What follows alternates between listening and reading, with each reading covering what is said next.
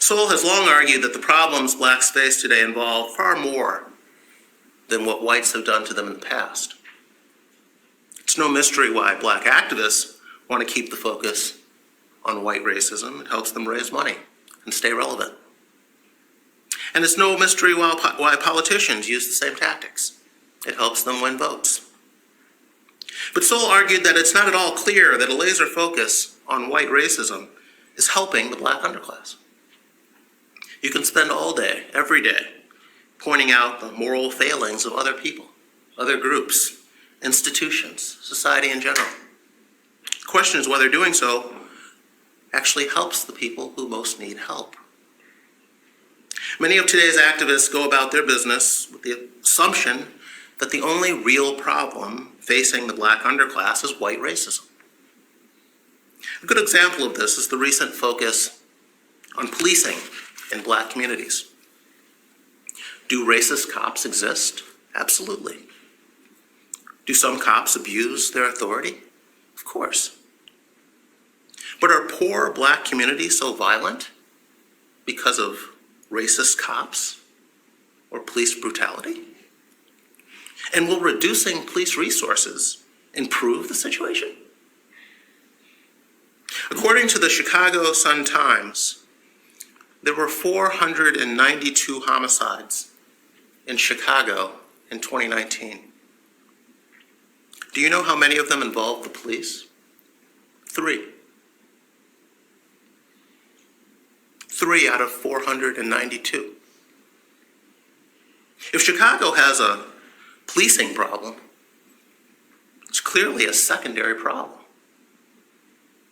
During one weekend in Chicago a few years ago, 74 people were shot in one weekend. One of the local hospital emergency rooms had to shut down, turn away ambulances because it didn't have room for any more bodies. Again, none of these shootings involved cops, not one. Young black men in Chicago, or Baltimore, or Philadelphia, or St. Louis may indeed leave the house each morning worried about getting shot, but not by a police officer. Will reducing police resources really solve the problem? And more importantly, is that what people who live in high crime neighborhoods really want? Fewer police? Last year, there was a ballot measure put to voters in Minneapolis, where George Floyd was killed. It would have reduced resources for police, defunded the police department in Minneapolis.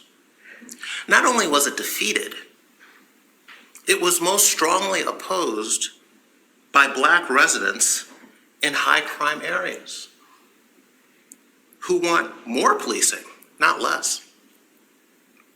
And black residents in Minneapolis are not outliers. They're typical. In a Gallup poll released in 2020, 81% of blacks nationwide said they wanted police presence in their neighborhood to either remain the same or to increase. 81%. Another Gallup poll released a year earlier asked black and Hispanic residents of low-income neighborhoods in particular about policing. 59% of both blacks and Hispanics said they wanted police to spend more time in their communities. 59%. In 2015, which is after Michael Brown was killed in Ferguson, Missouri, a poll found that a majority of black respondents said that police treat them fairly. And far more blacks than whites, by a 2-to-1 margin in fact, said they, quote, want a greater police presence in their local neighborhoods. Nor is this a recent phenomenon. Crime control has been a priority of blacks for a long time.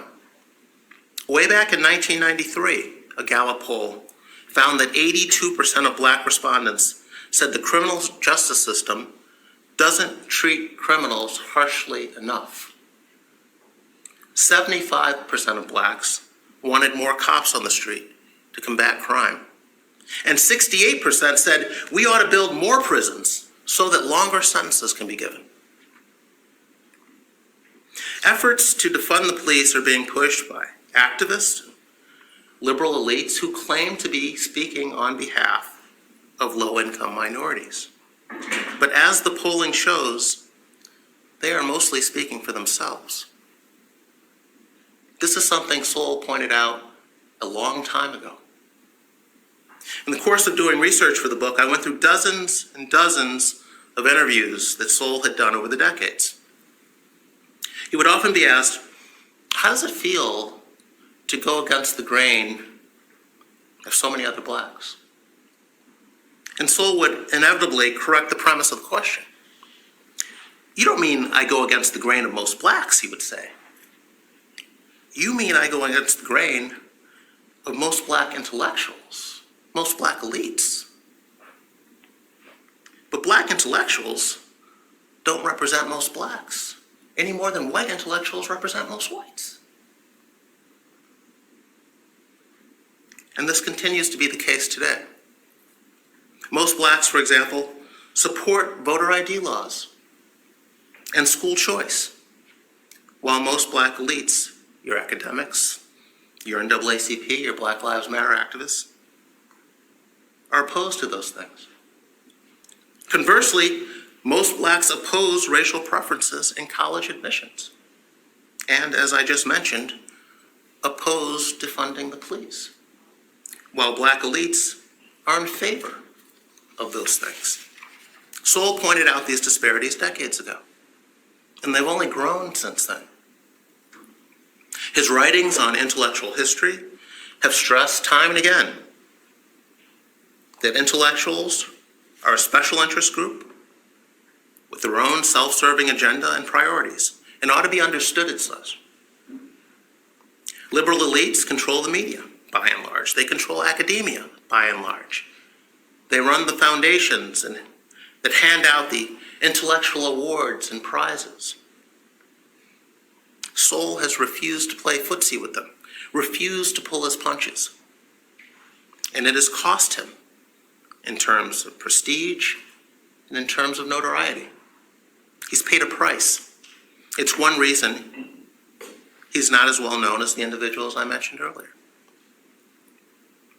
I often tell people that if you think Ta-Nehisi Coates and Nicole Hannah-Jones represent the views of most black people, you need to get to know more black people. Sol has been right about this stuff for a very long time. Excuse me.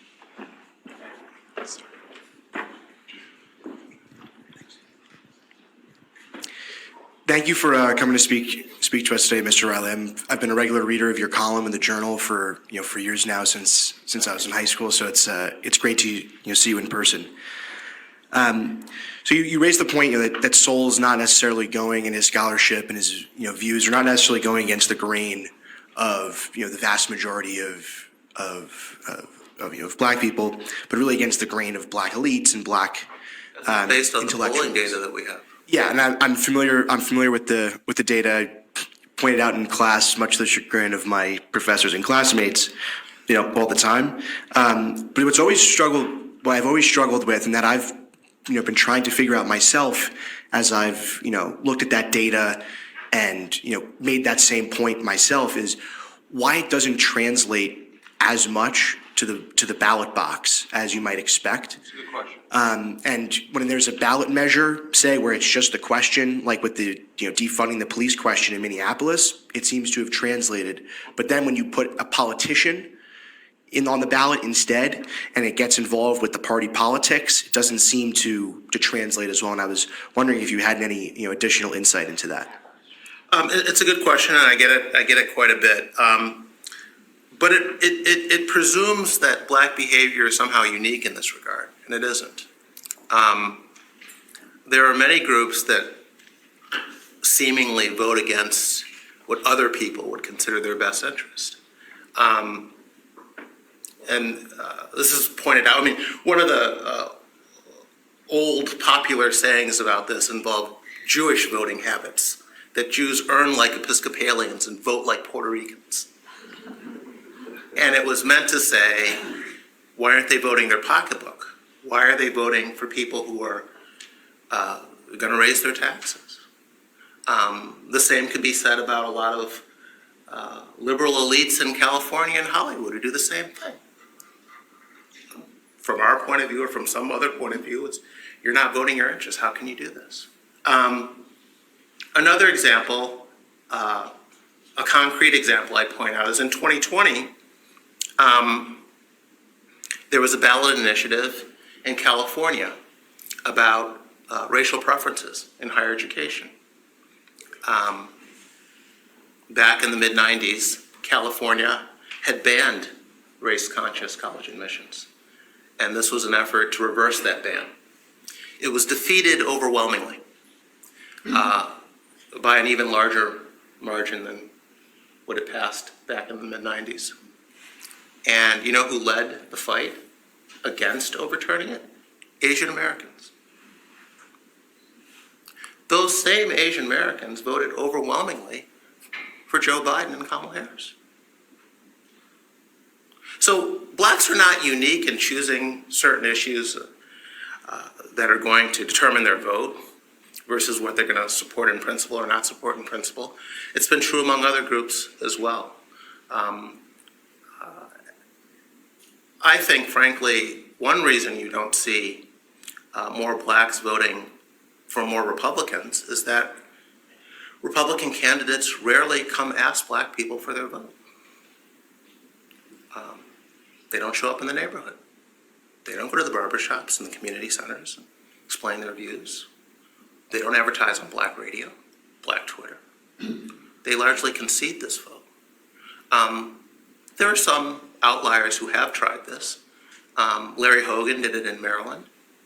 Chris Christie did it when he was governor of New Jersey.